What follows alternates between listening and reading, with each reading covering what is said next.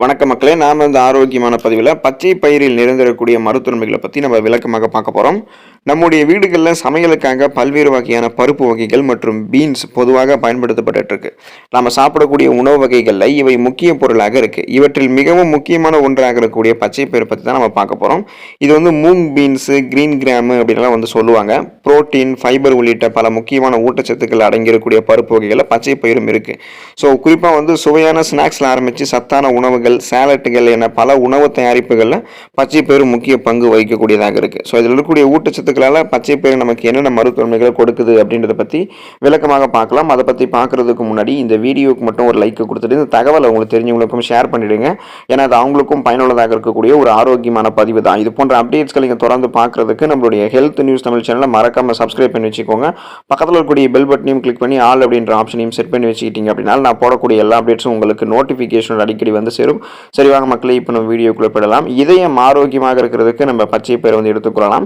இதய ஆரோக்கியத்திற்கு நன்மைகளை வழங்கக்கூடிய ஃபைபர் என்று சொல்லக்கூடிய நார்சத்து மற்றும் பொட்டாசியம் ஆகிய இரண்டு முக்கிய ஊட்டச்சத்துக்களினுடைய சிறந்த மூலமாக பச்சை பயிர் இருக்கு.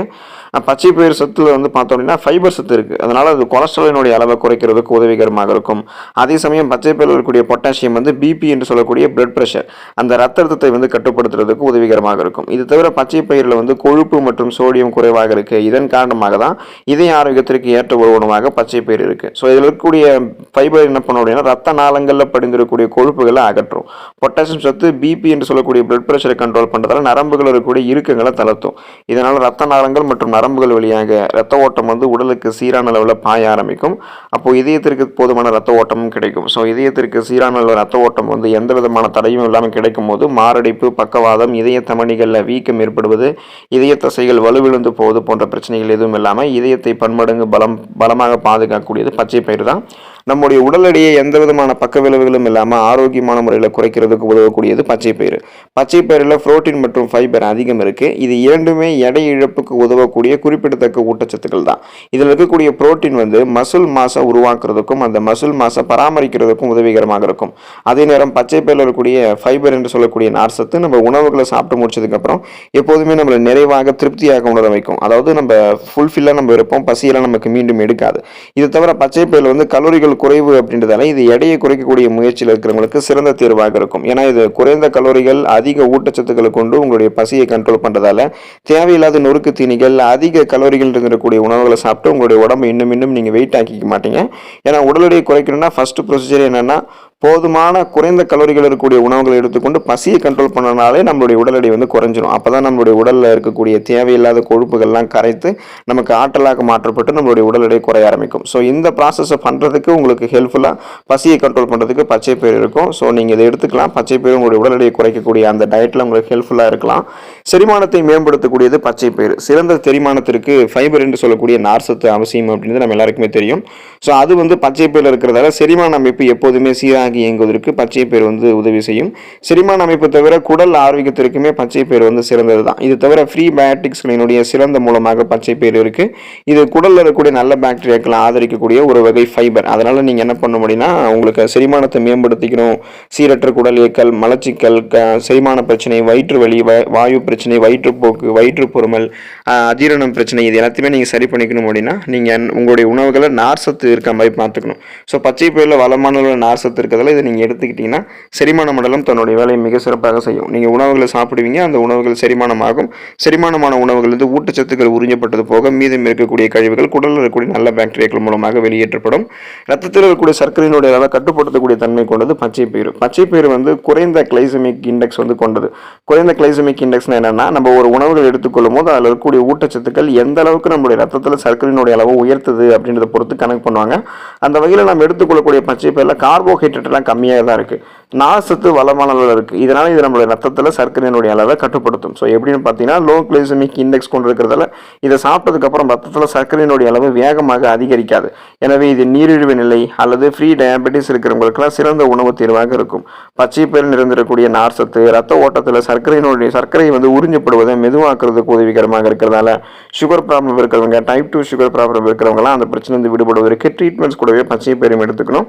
குறிப்பாக கடுமையான உணவு பழக்க வழக்கங்களை மேற்கொள்ளும் போது தான் உங்களோட ரத்தத்தில் இருக்கக்கூடிய சர்க்கரையினுடைய அளவு கண்ட்ரோலாகவே இருக்கும். உங்களுக்கு சுகர் ப்ராப்ளம்லாம் வரக்கூடாதுன்னு நீங்கள் இப்போ இருந்து நினைச்சீங்கன்னா இப்போ இருந்தே நீங்கள் பச்சை பயிறு உங்களுடைய உணவுகளை சேர்த்துக்கலாம். நோய் எதிர்ப்பு சக்தி அதிகரிக்கப்படுவதற்கு பச்சை பயிர் எடுத்துக்கொள்ளலாம். ஆரோக்கியமான நோய் எதிர்ப்பு மண்டலத்திற்கு தேவையான முக்கியமான மினரல்ஸ்களாக இருக்கக்கூடிய ஜிங்கு, இரும்பு சத்து பச்சை பயிரில் அதிகம் காணப்படுது. இதில் இருக்கக்கூடிய ஜிங்க் சத்து தொற்று நோயை எதிர்த்து போராடக்கூடிய இரத்த வெள்ளை அணுக்களை உருவாக்குறதுக்கு உதவிகரமாக இருக்கு. அதே நேரம் உயிரணுக்களுக்கு ஆக்சிஜனை எடுத்து செல்வதற்கு இதில் இருக்கக்கூடிய இரும்பு சத்து ஹெல்ப் பண்ணுறதுல ரத்த சிகப்பணுக்களை இது முறையான அளவில் பராமரிக்குது.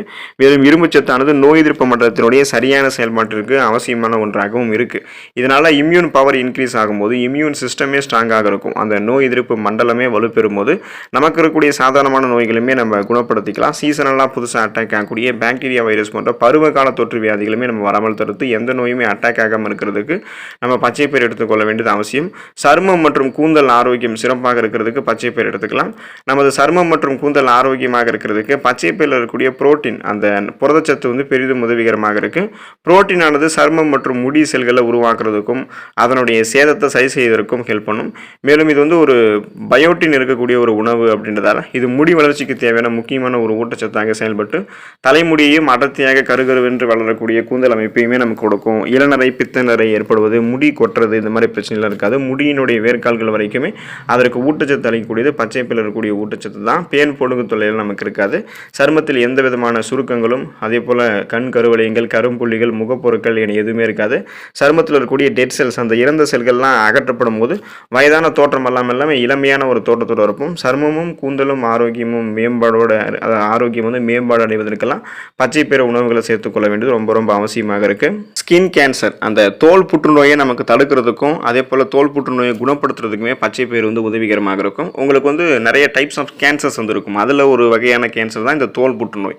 ஸோ தோல் புற்றுநோய் இருக்கும்போது என்ன நினச்சிக்கோங்கன்னா இது மற்ற தோல் சார்ந்த பிரச்சனையாக தான் இருக்குன்னு பல பேர் அதை கண்டுகொள்ளாமலே விட்டுருவாங்க. அந்த மாதிரி இருக்காதீங்க.